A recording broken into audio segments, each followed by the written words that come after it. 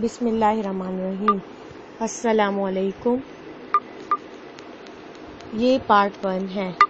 آج ہم آپ کے لیے کتاب پیش کر رہے ہیں خلفائے راشدین، مصنف شاہ معین الدین احمد ندوی، آواز نوشین۔ یہ کتاب آپ کے لیے بک شیئر پاکستان کی جانب سے پیش کی جا رہی ہے۔ دیگر کتابوں اور معلومات کے لیے آپ ان نمبرز پر رابطہ کر سکتے ہیں 0300291960 پہ محمد اظہر سے، اور یا پھر 03455234518 پر محمد شفیق سے۔ تو آئیے سنتے ہیں پارٹ 1۔ بسم اللہ الرحمن الرحیم۔ الحمد للہ رب العالمین، والصلاة والسلام علی سید المرسلین وعلی آلہ الطاہرین وخلفائہ الراشدین۔ اس سے پہلے کہ خلفائے راشدین کے حالات پڑھے جائیں، ضرورت ہے کہ خلافت راشدہ کا مفہوم و منشا سمجھ لیا جائے۔ خلافت کے لغوی معنی جانشینی اور کسی کی جگہ پر اس کے بعد بیٹھنے کے ہیں۔ یہ لفظ خود اپنے مفہوم و منشا کو ظاہر کر رہا ہے کہ وہ ایک اصل کا سایہ، ایک آئینے کا عکس اور ایک حقیقی منصب کی قائم مقامی ہے۔ اسی کو امام کے لفظ سے بھی تعبیر کیا جاتا ہے، اور یہ دونوں لفظ خلیفہ اور امام ایک ہی شخص کی دو مختلف حیثیتوں کو ظاہر کرتے ہیں۔ اپنے پیشرو کے نائب اور قائم مقام ہونے کے لحاظ سے وہ خلیفہ اور اپنے زمانے کے پیروں کے لحاظ سے وہ امام اور پیشوا ہے۔ اس بنا پر در حقیقت خلافت و امامت پیغمبر کی قائم مقامی اور اس کے بعد اس کی امت کی پیشوائی ہے۔ صحیحین میں یہ حدیث ہے کہ آن حضرت صلی اللہ علیہ وسلم نے فرمایا کہ تم سے پہلے بنی اسرائیل میں پیغمبر اور انبیاء سیاست کرتے تھے۔ جب ایک پیغمبر مرتا تھا تو دوسرا پیغمبر پیدا ہوتا تھا، لیکن پیغمبری اب ختم ہو گئی، تم میں خلفاء ہوں گے۔ اس سے واضح ہوتا ہے کہ خلافت پیغمبری کی نبوت اور قائم مقامی ہے، اور نبوت کے بعد اسلام میں یہ سب سے بڑا درجہ و رتبہ ہے۔ اسی لیے ان امور میں جن کی نسبت پیغمبر کی وحی اور فیصلہ موجود نہ ہو، اس کا حکم اور فیصلہ بھی واجب الاطاعت ہے۔ آپ صلی اللہ علیہ وسلم نے فرمایا کہ میرے بعد میرے ہدایت پائے ہوئے جانشینوں کی پیروی کرو۔ اسی لیے ایک پیغمبر کے انتخاب کے لیے ظاہری حیثیت سے اس کی سیاسی و انتظامی استعداد و صلاحیت کو دیکھا جائے، اس سے بہت زیادہ اس کے اندر پیغمبرانہ صحبت کی اثر پذیرائی اور اس کے روحانی و علمی و اخلاقی فضائل و مناقب کی تلاش کرنی چاہیے۔ ان چار بزرگوں کا درجہ بدرجہ اس منصب اعظم کے لیے انتخاب اس نقطہ نظر کی تشریح و توضیح ہے۔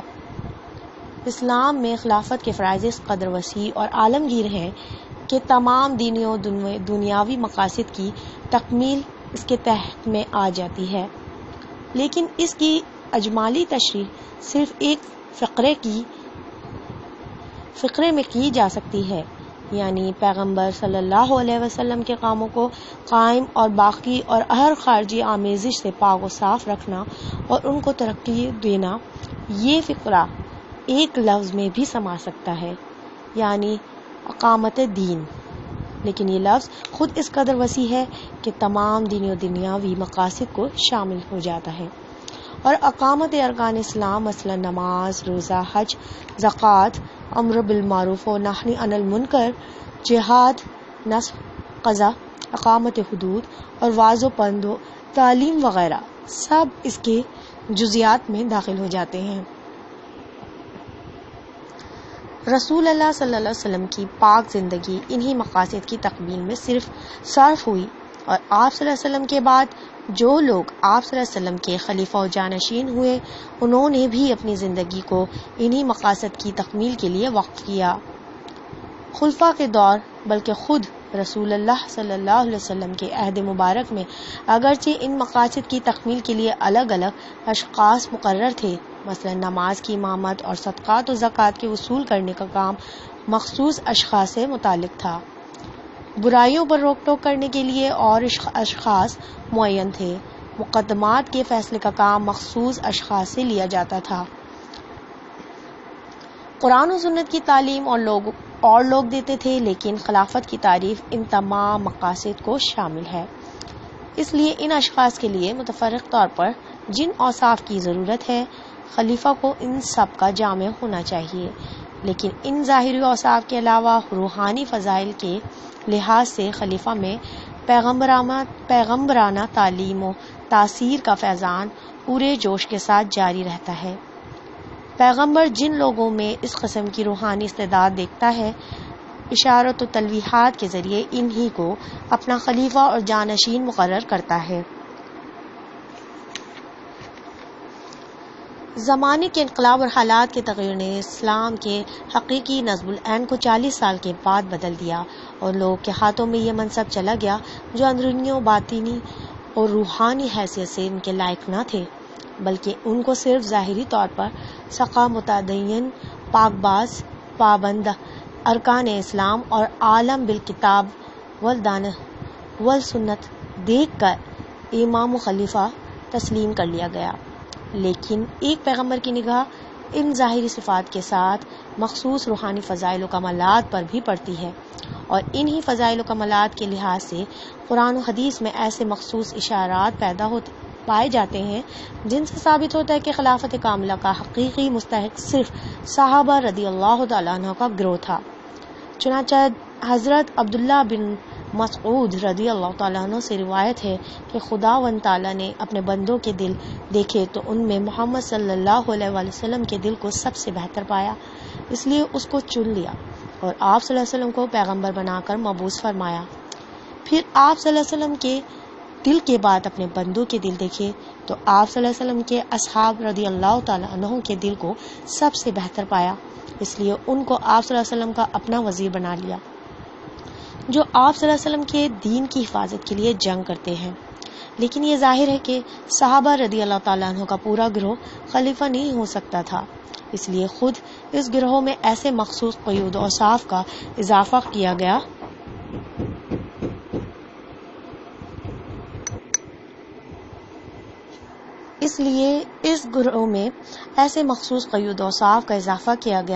جس سے خلافت کا مفہوم خدا و رسول کے منشا کے مطابق محدود ہو کر بالکل مکمل ہو جائے، اور جن لوگوں میں یہ اوصاف موجود ہوں ان کی نسبت یہ اطمینان حاصل ہو سکے کہ وہ خلافت صحیح اصول پر چلائیں گے۔ چنانچہ قرآن و حدیث کے اشارے و تلویحات سے خلافت کے مفہوم کی تکمیل کے لیے جن مخصوص اوصاف کی ضرورت ہے وہ یہ ہیں: نمبر 1، خلیفہ مہاجرین اول میں سے ہو، صلح حدیبیہ اور دوسرے اہم غزوات مثلاً بدر و تبوک میں شامل اور سورہ نور کے اترنے کے وقت موجود رہا ہو۔ چنانچہ خداوند تعالیٰ مہاجرین اولین کے متعلق فرماتا ہے: الذین ان مکناہم فی الارض اقاموا الصلاۃ وآتوا الزکاۃ وامروا بالمعروف ونہوا عن المنکر۔ ترجمہ: وہ لوگ جن کو ہم اگر زمین میں جگہ دے دیں گے تو یہ لوگ نماز قائم کریں گے، زکوٰۃ دیں گے، نیکی کا حکم دیں گے اور برائی سے روکیں گے، اور یہ تمام چیزیں مقاصد خلافت میں شامل ہیں۔ شرکاء صلح حدیبیہ کی نسبت ارشاد ہوتا ہے: محمد رسول اللہ والذین معہ اشداء علی الکفار۔ محمد رسول اللہ صلی اللہ علیہ وسلم اور جو لوگ آپ صلی اللہ علیہ وسلم کے ساتھ ہیں کفار پر سخت ہیں، جس سے ثابت ہوتا ہے کہ اس گروہ کے ذریعے سے اعلی کلمت اللہ ہوگا، جو خلافت کا سب سے بڑا مقصد ہے۔ جو لوگ سورہ نور کے اترنے کے وقت موجود تھے ان کی نسبت ارشاد ہوتا ہے: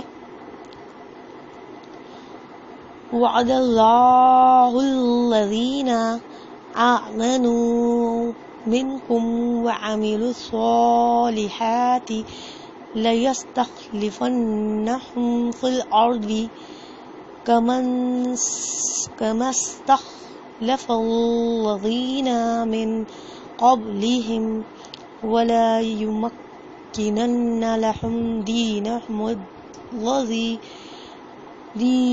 الذي ارتضى له. سورہ نور.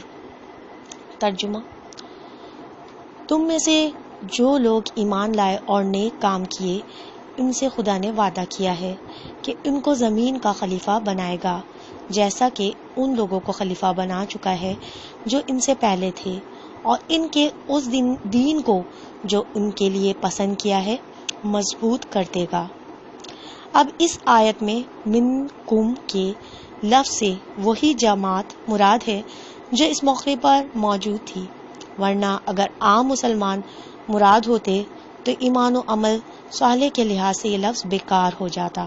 بہرحال اس آیت سے ثابت ہوتا ہے کہ اس مخصوص جماعت سے خدا نے خلافت کا وعدہ کیا ہے اور اس کے ذریعے سے دین کو استحکام حاصل ہوگا. شرکائے بدر و تبوک کے فضائل میں اس قسم کی آیات و احادیث وارد ہیں جن سے ثابت ہوتا ہے کہ خلافت کے لیے جن اوصاف کی ضرورت ہے وہ ان میں موجود ہیں. نمبر 2، وہ مبشر بالجنہ ہیں. نمبر 3، وہ امت کے طبقہ اولیاء یعنی صدیقین، شہداء، صالحین اور محدثین میں شامل ہوں اور جنت میں ان کا درجہ بلند ہو. نمبر 4، رسول اللہ صلی اللہ علیہ وسلم کا معاملہ اس کے ساتھ ایسا ہو جیسا کہ مستحق خلافت کے ساتھ ہو سکتا ہے. مثلا آپ صلی اللہ علیہ وسلم نے اس کے استحقاق کے خلافت کا ذکر کیا ہو، ایسے قرائن بیان فرمائے ہوں جن سے فقہ صحابہ رضی اللہ تعالیٰ نے یہ سمجھا کہ آپ صلی اللہ علیہ وسلم خلیفہ بناتے تو اسی شخص کو بناتے. اگر آپ صلی اللہ علیہ وسلم خلیفہ بناتے تو اسی شخص کو بناتے جو کام نبوت سے تعلق رکھتے ہوں. آپ صلی اللہ علیہ وسلم نے اپنی زندگی میں اس سے وہ کام لیے ہوں. نمبر 5، خداوند تعالیٰ نے رسول اللہ صلی اللہ علیہ وسلم سے جو وعدے کیے ہوں وہ اس کی ذات سے پورے ہوں. نمبر 6، اس کا قول حجت ہو. یہ اوصاف اگرچہ متفرق طور پر بہت سے صحابہ رضی اللہ تعالیٰ عنہ میں پائے جاتے تھے، لیکن ان کا مجموع صرف خلفاء نے اربعہ رضی اللہ تعالیٰ عنہ کی ذات سے تھی. چنانچہ ان اوصاف کو اگر بترتیب پیش نظر رکھا جائے تو یہ معلوم ہوگا کہ ان میں سے کوئی وصف ایسا نہیں جو ان کی ذات میں موجود نہ تھا. یہ لوگ مہاجرین اولین میں سے تھے، صلح حدیبیہ میں شریک تھے، بدر، احد اور تبوک اور دوسرے اہم غزوات میں شریک تھے اور سورہ نور کے اترنے کے وقت موجود تھے. مبشر بالجنہ تھے، امت کے طبقہ اولیاء سے تھے. چنانچہ حدیث شریف میں ہے کہ ایک بار رسول اللہ صلی اللہ علیہ وسلم جب حضرت ابو بکر صدیق رضی اللہ تعالیٰ عنہ، حضرت عمر فاروق رضی اللہ تعالیٰ عنہ، حضرت عثمان رضی اللہ تعالیٰ عنہ، حضرت علی کرم اللہ وجہ رضی اللہ تعالیٰ عنہ، حضرت طلحہ اور حضرت زبیر رضی اللہ تعالیٰ عنہ ایک پہاڑ پر تھے کہ ایک چٹان ہلنے لگی. آپ صلی اللہ علیہ وسلم نے اس وقت فرمایا کہ ٹھہر، تجھ پر صرف نبی کریم صلی اللہ علیہ وسلم یا صدیق یا شہید ہیں. ہر ایک خلیفہ کے متعلق الگ الگ بھی اس قسم کی حدیثیں وارد ہیں جن سے ثابت ہوتا ہے کہ وہ تمام امت میں نہایت بلند درجہ رکھتے تھے. آپ صلی اللہ علیہ وسلم نے حضرت ابو بکر صدیق رضی اللہ تعالیٰ عنہ کی نسبت ارشاد فرمایا، کیا تم پہلے شخص نہیں تھے جو میری امت میں سے جنت میں داخل ہوں گے؟ تم حوض کوثر پر میرے رفیق ہو اور غار میں میرے رفیق تھے. حضرت عمر رضی اللہ تعالیٰ عنہ کی نسبت ارشاد ہوا کہ گزشتہ امتوں میں محدثین تھے، اگر میری امت میں سے کوئی محدث ہوگا تو وہ عمر رضی اللہ تعالیٰ عنہ ہوں گے. بہت سی آیتیں حضرت عمر فاروق رضی اللہ تعالیٰ عنہ کی رائے کے مطابق نازل ہوئی ہیں جن سے ثابت ہوتا ہے کہ وہ اس حدیث کے مصداق تھے. حضرت عثمان رضی اللہ تعالیٰ عنہ کی نسبت فرمایا کہ جس سے فرشتے شرماتے ہیں کیا اس سے میں نہ شرماؤں؟ ہر پیغمبر کے رفیق ہوتے ہیں اور جنت میں میرا رفیق عثمان رضی اللہ تعالیٰ عنہ ہے. حضرت علی کرم اللہ وجہ کی نسبت ارشاد ہوا کہ کیا تم یہ پسند نہیں کرتے کہ میرے ساتھ تم کو وہی نسبت حاصل ہو جو ہارون کو موسیٰ کے ساتھ تھی۔ کل میں یہ جھنڈا ایسے شخص کو دوں گا جو اللہ اور اس کے رسول کو محبوب رکھتا ہے اور اس کو اللہ اور اس کے رسول محبوب رکھتے ہیں۔ رسول اللہ صلی اللہ علیہ وسلم نے ان بزرگوں کے ایسے اوصاف بیان فرمائے ہیں جن سے ثابت ہوتا ہے کہ وہی خلافت کے حقیقی مستحق تھے۔ چنانچہ آپ صلی اللہ علیہ وسلم نے فرمایا کہ میری امت پر سب سے زیادہ رحم دل ابو بکر رضی اللہ تعالیٰ عنہ، خدا کے بارے میں سب سے زیادہ بولنے والے عمر رضی اللہ تعالیٰ عنہ، سب سے زیادہ حیادار عثمان رضی اللہ تعالیٰ عنہ اور سب سے بڑے قاضی علی بن ابی طالب رضی اللہ تعالیٰ عنہ ہیں۔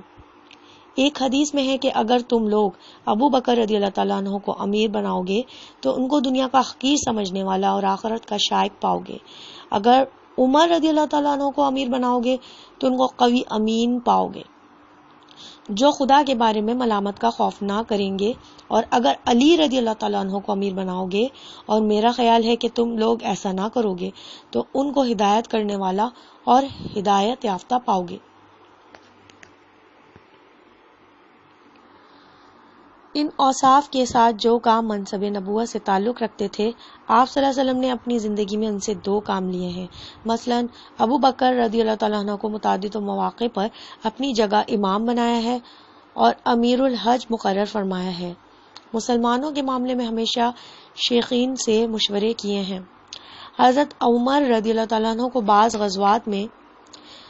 غزوات کا امیر بنایا ہے اور صدقات مدینہ کا عامل مقرر فرمایا ہے۔ حضرت عثمان رضی اللہ تعالیٰ عنہ سے صلح حدیبیہ کے زمانے میں سفیر کا کام لیا ہے اور حضرت علی کرم اللہ وجہہ کو یمن کا قاضی مقرر کر کے بھیجا ہے۔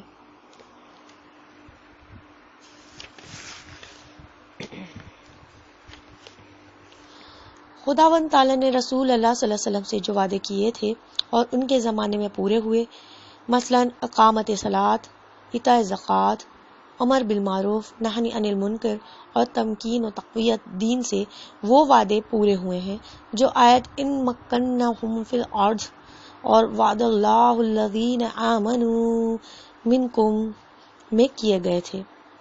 اسلام کے مقابل میں یہودیت، نصرانیت اور مجوسیت کے مغلوب ہو جانے سے لیظہرہ علی الدین کلہ کی بشارت پوری ہوئی، اور فتوحات کی کثرت نے آیت مثلہم فی التوراۃ ومثلہم فی الانجیل کی موعودہ خیر و برکت کو پورا کیا۔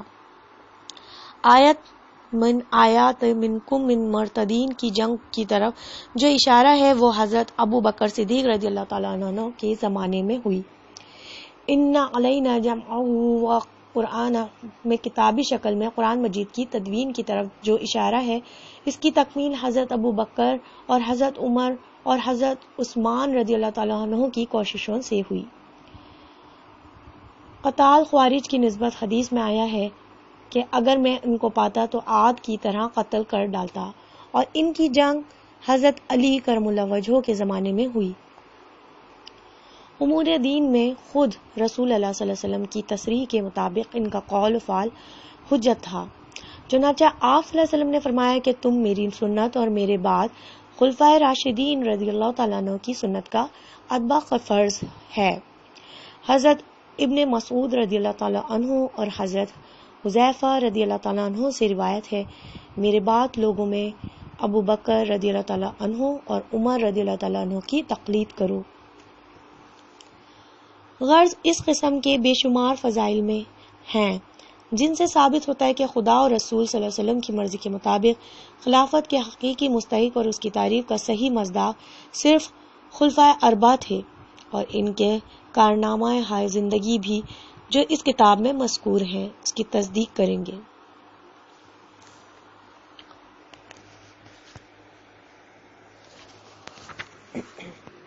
نحمدہ ونصلی علی رسولہ الکریم۔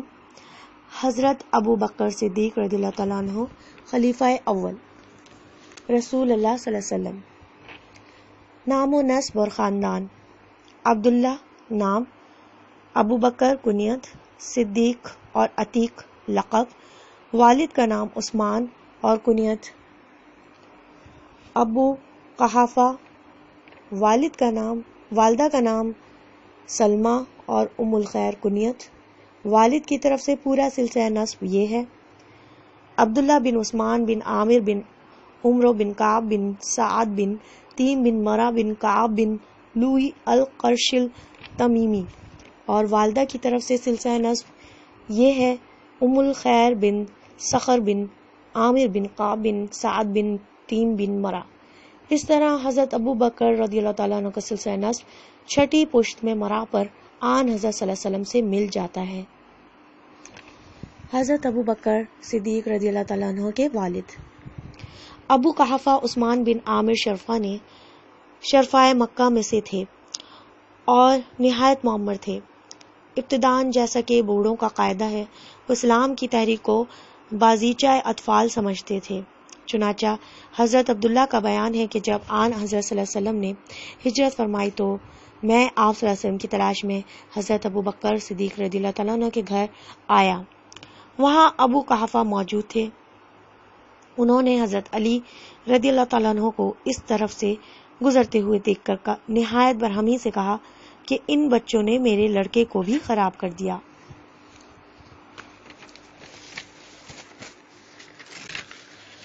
ابو قحافہ فتح مکہ تک نہایت استقلال کے ساتھ اپنے آبائی مذہب پر قائم رہے۔ فتح مکہ کے بعد جب رسول اللہ صلی اللہ علیہ وسلم مسجد میں تشریف فرما تھے اور وہ اپنے فرزند سعید حضرت ابو بکر صدیق رضی اللہ تعالیٰ عنہ کے ساتھ بارگاہ نبوت میں حاضر ہوئے، آن حضرت صلی اللہ علیہ وسلم نے ان کے زعفر پیری کو دیکھ کر فرمایا کہ انہیں کیوں تکلیف دی، میں خود ان کے پاس پہنچ جاتا۔ اس کے بعد آپ صلی اللہ علیہ وسلم نے نہایت شفقت سے ان کے سینے پر ہاتھ پھیرا اور کلمات طیبات تلقین کر کے مشرف بسلام فرمایا۔ حضرت ابو قحافہ رضی اللہ تعالیٰ نے بڑی عمر پائی۔ آن حضرت صلی اللہ علیہ وسلم کے بعد اپنے فرزند ارجمند حضرت ابو بکر رضی اللہ تعالیٰ عنہ کے بعد بھی کچھ دنوں تک زندہ رہے۔ آخرکار میں بہت ضعیف ہو گئے تھے، آنکھوں کی بصارت جاتی رہی تھی۔ سن 14 ہجری میں 97 برس کی عمر میں وفات پائی۔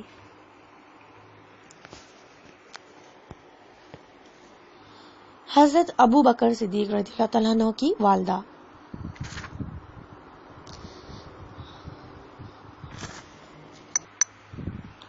حضرت ام الخیر سلمہ بنت صخر کو ابتدا ہی میں حلقہ بکوشان اسلام میں داخل ہونے کا شرف حاصل ہوا۔ ان سے پہلے صرف 39 اصحاب مسلمان ہوئے تھے۔ یہ قلیل جماعت باعلان اپنے اسلام کا اظہار نہیں کر سکتی تھی اور نہ مشرکین و کفار کو ببانگِ دہل دین مبین کی دعوت دے سکتی تھی، لیکن حضرت ابو بکر رضی اللہ تعالیٰ عنہ کا مذہبی جوش اس بے بسی پر نہایت مضطرب تھا۔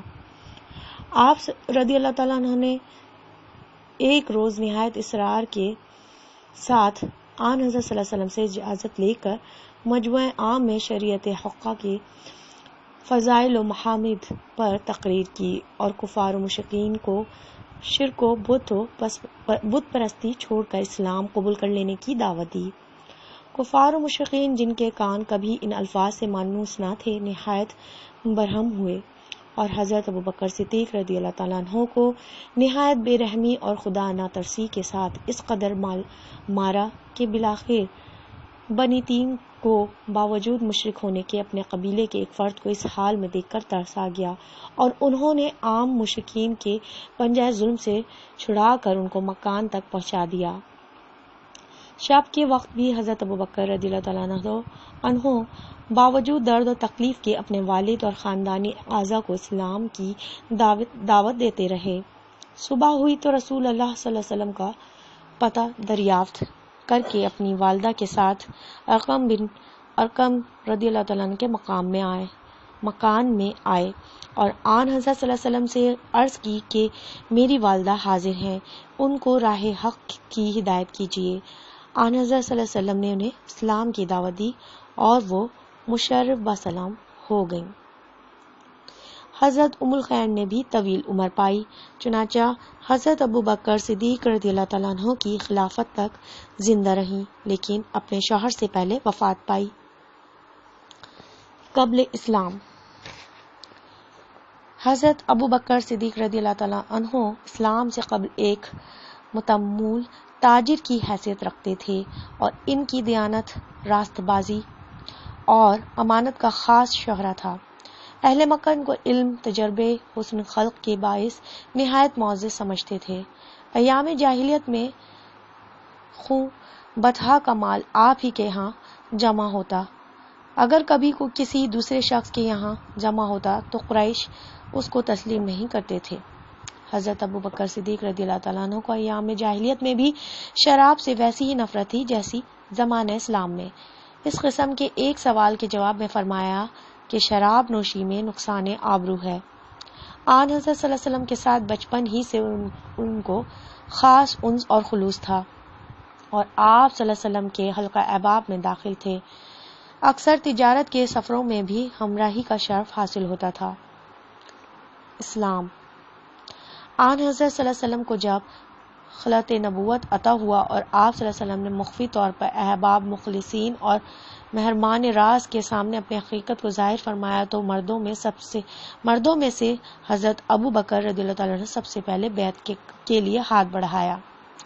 بعض ارباب سیر نے ان کے قبول اسلام کے متعلق بہت سے طویل قصے نقل کیے ہیں، لیکن یہ سب حقیقت سے دور ہیں۔ اصل یہ ہے کہ حضرت ابو بکر رضی اللہ تعالیٰ عنہ کا آئینہ دل پہلے سے صاف تھا، فقط خورشید حقیقت کی عکس افغانی کی دیر تھی۔ گزشتہ صحبتوں کے تجربوں نے نبوت کے خدوخال کو اس طرح واضح کر دیا تھا کہ معرفت حق کے لیے کوئی انتظار باقی نہ رہا۔ البتہ ان کے اول مسلمان ہونے میں بعض مورخین اور اہل آثار نے کلام کیا ہے۔ بعض روایات سے ظاہر ہوتا ہے کہ حضرت خدیجہ رضی اللہ تعالیٰ عنہ کا اسلام سے سب سے مقدم ہے۔ بعض سے معلوم ہوتا ہے کہ حضرت علی کرم اللہ وجہہ کو اولیت کا فخر حاصل ہے، اور بعض کا خیال ہے کہ حضرت زید بن ثابت رضی اللہ تعالیٰ عنہ بھی حضرت ابو بکر رضی اللہ تعالیٰ عنہ سے پہلے مسلمان ہو چکے تھے۔ لیکن اس کے مقابلے میں ایسے اخبار و آثار بھی بکثرت موجود ہیں جن سے ثابت ہوتا ہے کہ اولیت کا تمغہ شرف و امتیاز صرف اسی ذات گرامی کے لیے مخصوص ہے۔ حضرت حسان بن ثابت کے قصیدے سے بھی اسی خیال کی تائید ہوتی ہے۔ ترجمہ۔ جب تمہیں کسی سچے بھائی کا غم آوے تو اپنے بھائی ابو بکر رضی اللہ تعالیٰ عنہ کو یاد کرو، ان کے کارناموں کی بنا پر، اور تمام مخلوق میں نبی کریم صلی اللہ علیہ وسلم کے بعد تقویٰ اور عدل کے لحاظ سے بہتر تھے، اور انہوں نے جو کچھ اٹھایا اس کو پورا کر کے چھوڑا۔ وہی ثانی اور آپ کے بعد متصل ہیں جن کی مشکلات میں موجودگی کی تعریف کی گئی، اور وہی پہلے شخص ہیں جنہوں نے رسولوں کی تصدیق کی ہے۔ محققین نے ان مختلف احادیث و آثار میں اس طرح تطبیق دی ہے کہ ام المومنین حضرت خدیجہ رضی اللہ تعالیٰ عنہ عورتوں میں، حضرت علی رضی اللہ تعالیٰ عنہ بچوں میں، حضرت زید بن حارثہ رضی اللہ تعالیٰ عنہ غلاموں میں، اور حضرت ابو بکر صدیق رضی اللہ تعالیٰ عنہ آزاد اور بالغ مردوں میں سب سے اول مومن ہیں۔ اشاعت اسلام۔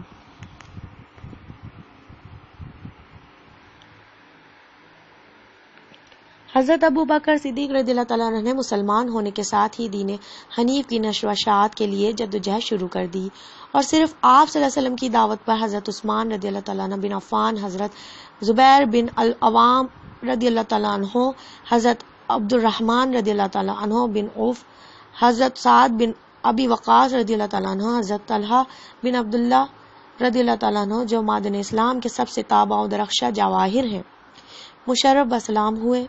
حضرت عثمان بن مظعون رضی اللہ تعالیٰ عنہ، حضرت ابو عبیدہ رضی اللہ تعالیٰ عنہ، حضرت ابو سلمہ رضی اللہ تعالیٰ عنہ اور حضرت خالد بن سعید بن العاص رضی اللہ تعالیٰ عنہ بھی آپ ہی کی ہدایت سے دار اسلام میں داخل ہوئے، اور یہ وہ اکابر صحابہ رضی اللہ تعالیٰ عنہ ہیں جو آسمان اسلام کے اخترہائے تابع ہیں، لیکن ان ستاروں کا مرکز شمسی حضرت ابو بکر صدیق رضی اللہ تعالیٰ عنہ ہی کی ذات تھی۔ اعلانیہ دعوت کے علاوہ ان کا مخفی روحانی اثر بھی سید روحوں کو اسلام کی طرف مائل کرتا تھا۔ چنانچہ اپنے صحن خانہ کی ایک چھوٹی سی مسجد بنائی تھی اور اس میں نہایت خشوع و خضوع کے ساتھ عبادت الہی میں مشغول رہتے تھے۔ آپ صلی اللہ علیہ وسلم نہایت رقیق القلب تھے۔ قرآن مجید کی تلاوت فرماتے تو آنکھوں میں آنسو آ جاتے۔ لوگ آپ رضی اللہ تعالیٰ عنہ کے گریہ بقا کو دیکھ کر جمع ہو جاتے اور اس پر اثر منظر سے نہایت متاثر ہوتے۔